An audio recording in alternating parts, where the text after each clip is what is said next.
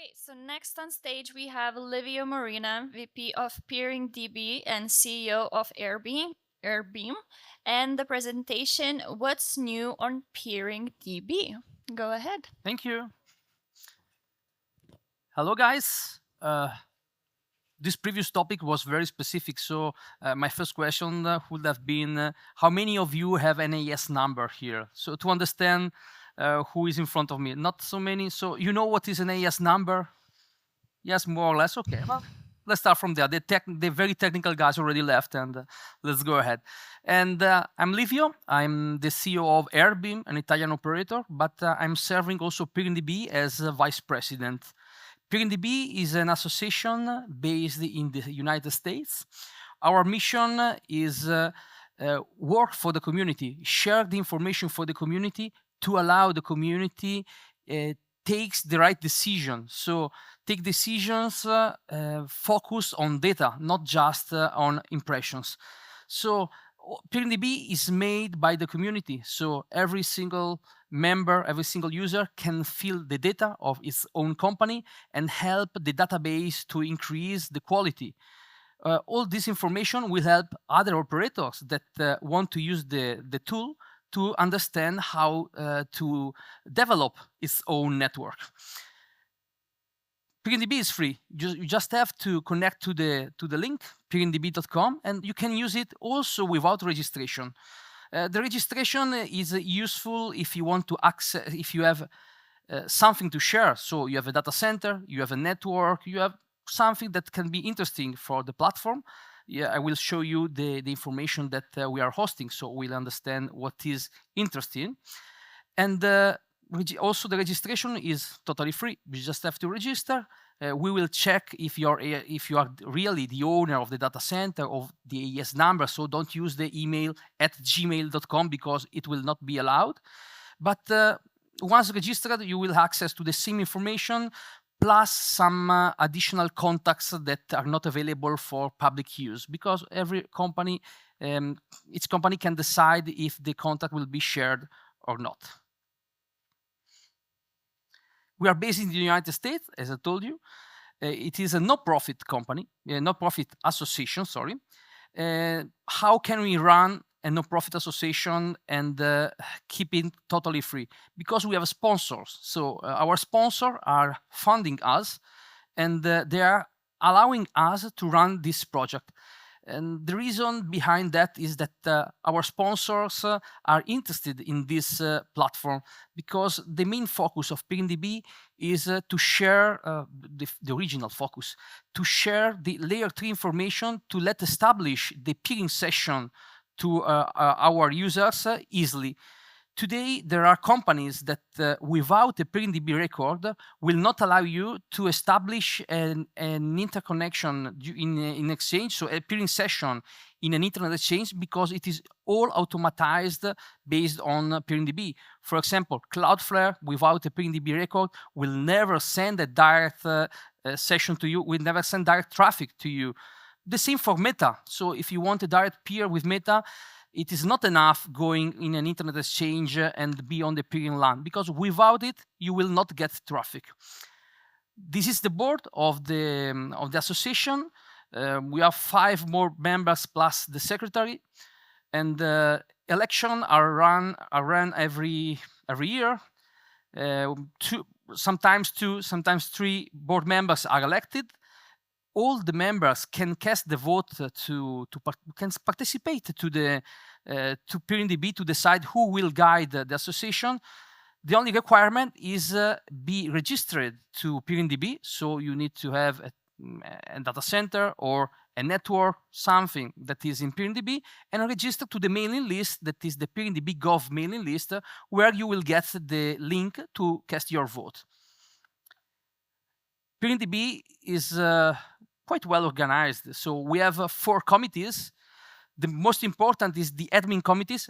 Please note, all the committees are made by volunteers. So no one is getting money, and They are all members of the community. I will show you some name in the next slides, but it is important to understand that we are doing this not for money. I'm not taking nor the ticket for my flight or the hotel. I'm here for my company, but I wanted to share also information about PeeringDB.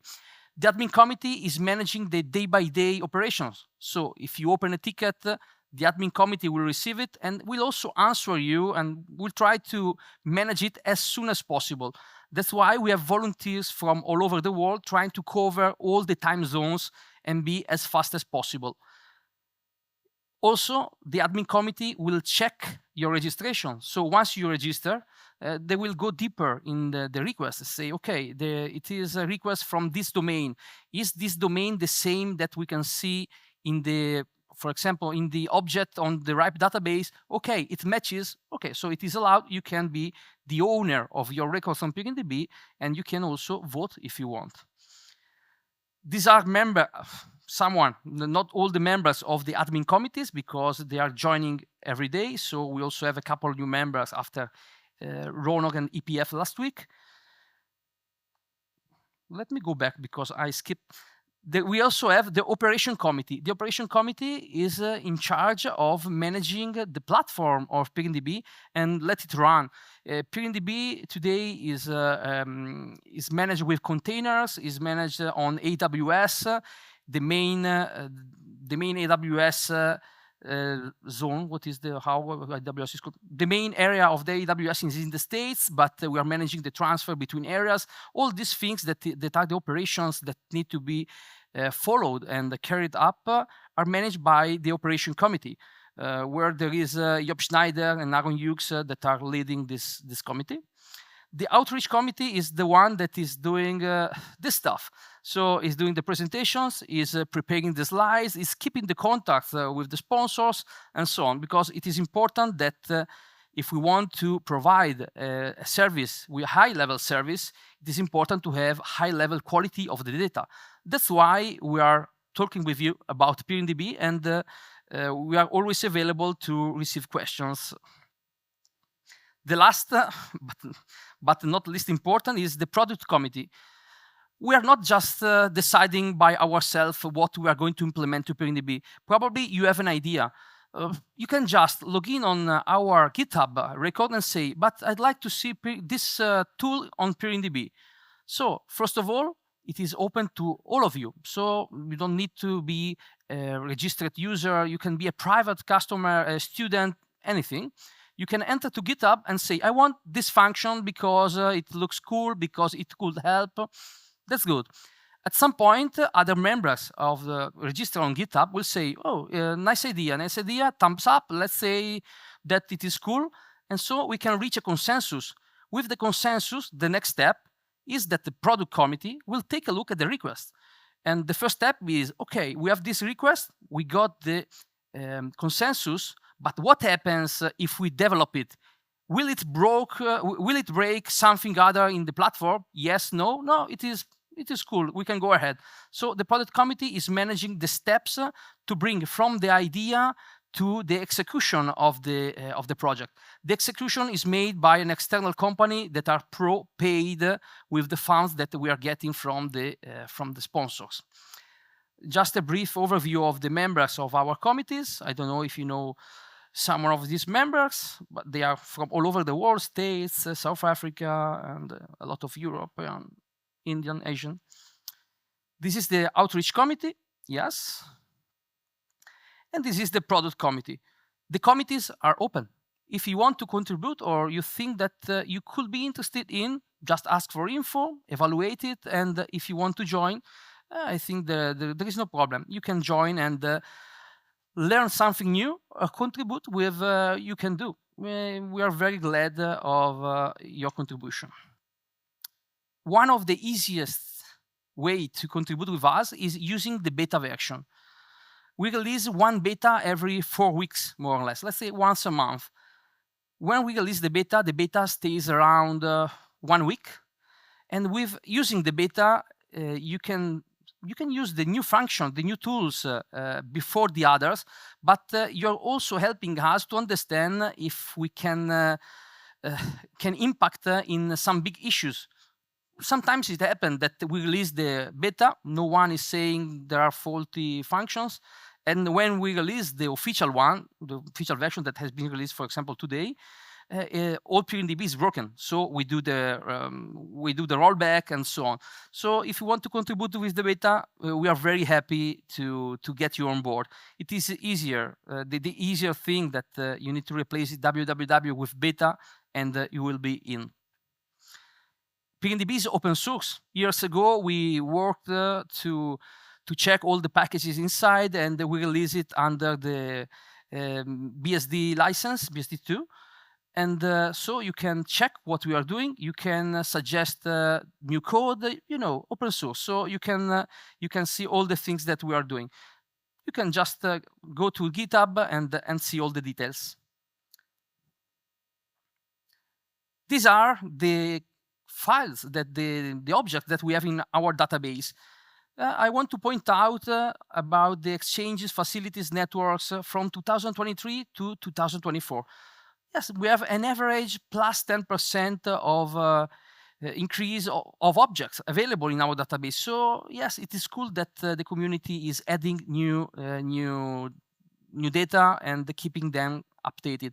We also added two new files that are campuses and carriers. Just a brief overview. I think that probably someone is not knowing what are these objects.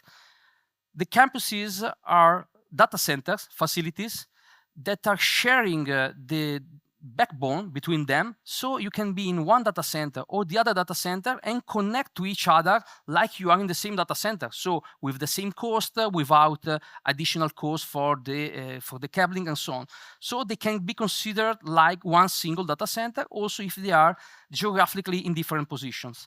The carriers are the companies that are able to carry you from point 1 to point B. So facility 1, facility B. So it is also helping someone that wants to take a decision about who can be my supplier for this project. With the carrier object, you can understand it. The exchanges are the internet exchanges. The facilities are the data centers. The networks are the AS numbers available on PeeringDB. The organization are the owners of a data center or a record in general, and the users are the registered users that are using PeeringDB. Very brief update. We started with the mandatory MFA, multi-factor authentication, July the 1st. All is good. If someone has been locked out, you can just follow the process to recover the password. And if you have a problem, just open a ticket and the admin committee will follow you to recover your account. We are working a lot on the how-tos, so we added a lot of documentation to help also the newcomers to understand how PeeringDB can be useful for the daily operation of a technical guy, or also a commercial guy, to understand who is where and where he can sell services. Why not? We also have an important thing that is the PeeringDB PY, that is a local cache of PeeringDB. So installing the PY will allow you to have faster answers, because once you have a local cache, you don't need to query a far database. Can be local on your laptop, but can be also a virtual machine in your network. By the way, it will be closer to you. And under our point of view, it is helping us to save money, because every query is a query on our database in AWS. So it is a cost. It is a small cost, but worldwide, it can be something interesting where we would like to save money. We also work to try, I say try because we are still working on it, optimizing the normalization of the files, because at some point, if you search for Roma or Rome or Rim in Russian, there are a lot of different ways you can call a city, so you can understand that it can create some issue when you are going to make a search to have a complete result of the data. We also added, to make the database a bit more complete, a function to remove automatically the AS number not available anymore. Let's say you have a company, you register your company, then you go out of business. Why you should go on PeeringDB and remove the company? Who cares? You have another business, you go away. So now with this function, we are removing without acting manually on the records all the AS numbers that are not assigned anymore. PeeringDB PY, you have now two very detailed. So if you want to take a look, you will see that it is very, very useful for both, but also easy to implement. It's just a couple of commands and you are done. We move to containers. And we also added a KML, a KMZ export function. So you can download the whole database of PeeringDB and see it on your GIS, on your Google Earth, on a platform that supports KMZ. And you can also download not the full database, but only one search. Let's say that you are searching for Estonian objects. You can do Estonia and download that specific KMZ and check where are located in Estonia the data centers. So you can start from there to take decisions and understand where will be your next POP. Follow us on the socials, so you will be also updated on the new features or also in the needs that we have, because now we have a small need, but we will talk about that at the end.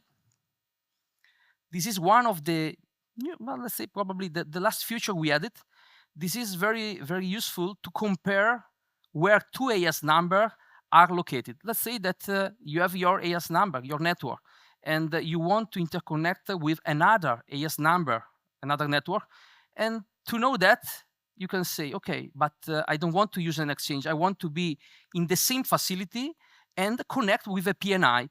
Yes, with this function, you can understand where two networks are have a shared collocation, have a shared facility. So you can start checking and have data about your project. So you can go ahead smoothly on your next steps. This is something about other new things. We are still working on the new version 2 search code. We also have a new function that helps the newbies for the APIs to create queries. So when you do a search on the website, you can say, tell me how can I create a query to have this exact result. So there is copy query, and you can use the query to automatize some process or other things. Yes, we also developed a new interface we are discussing. So it means that on GitHub, we are there, we are collecting opinion and say, is it good? Is it bad? Can we go on this path? Do we need to change? So we are integrating new function like notifications. We are testing and thinking about new objects. It is a matter of decide together. So if you want to join, you are welcome. We did also some improvement, and we are still doing that with the website, so optimizing it for wide screens. We also added a dark mode that is the most requested feature of the community. Now we are totally black if you want. We also have next to the, I don't see because this glasses has two different, okay. On the top of the page, there is an option to enter the new interface, because at the moment we still have the brand new one and the old one, and it is not mandatory to use them both. And there is also the switch to the dark mode flag. You can test if it doesn't fit your needs, no problem. You can switch back and you can go to GitHub and say, what are you doing? Come on, this is the Italian way. What are you doing? Come on, okay. We have a lot of contents. Just take a look about our resources. We have a mailing list that are not so crowded. So the government mailing list, if you have an object on PeeringDB but you are not voting, if you register to the government list, you will be kept updated. And I think there are 5 emails here, so you can register. Don't use fake emails, and use it. We have a lot of different lists where you can be updated and keep you can be kept updated about our path. The sponsor are funding us with these packages. The sponsor are highlighted in the database, so the website will show that a company is a sponsor that is supporting us. I want to, let's say, finish with this slide. This is the Baltic area from PeeringDB point of view. You can see 3 countries. I want to tell you how to read this image, this table. Well, let's start from here. The first one, Estonia. In Estonia, we have 12 internet exchange points registered. I don't know if there are more or not, but our point of view is that there are 12 internet exchanges that are owned by 11 companies. So there is one company that owns 2 internet exchange points. And in these internet exchanges, there are 207 networks, 207 AES numbers. These are globally, so not only local Estonian one. The 29 that we see after 207 are the local Estonian one. So in Estonia, in the internet exchanges, there are only 29 networks, Estonian networks. All the other ones are foreign AES numbers. The next column up is similar to the first column. It is we have in Estonia 18 data centers owned by 14 companies. In these data centers, there are 134 AES number, but only 23 are local. It makes sense because in Estonia there could be international companies, but if it is also a referral point for the Baltic, there could be a lot of Lithuanian, Latvian, and so on AES numbers. Let's do the total of the IXP and the data centers AES numbers. The total is not just the sum, because one AES number can be in a data center and also in one exchange. We are not summing them. The total of AES number in Estonia are 254, and the local ones are 37. On PeeringDB, we have 74 registered Estonian AES numbers. So there are AES numbers that are not in a facility and are not in an internet exchange. It could be probably they didn't fill the record, we don't know.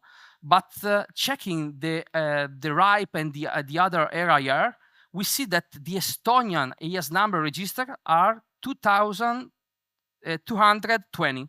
So we have a missing part of the AES numbers on PeeringDB. Probably there is someone that is not interested to be there.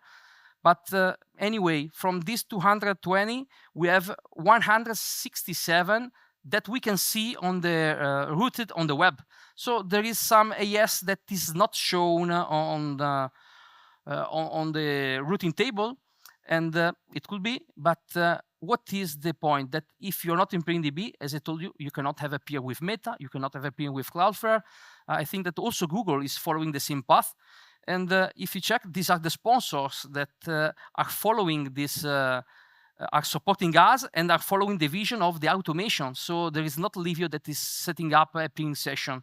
There is automation behind that will pick up the data from PeeringDB, and at some point will create and establish the session.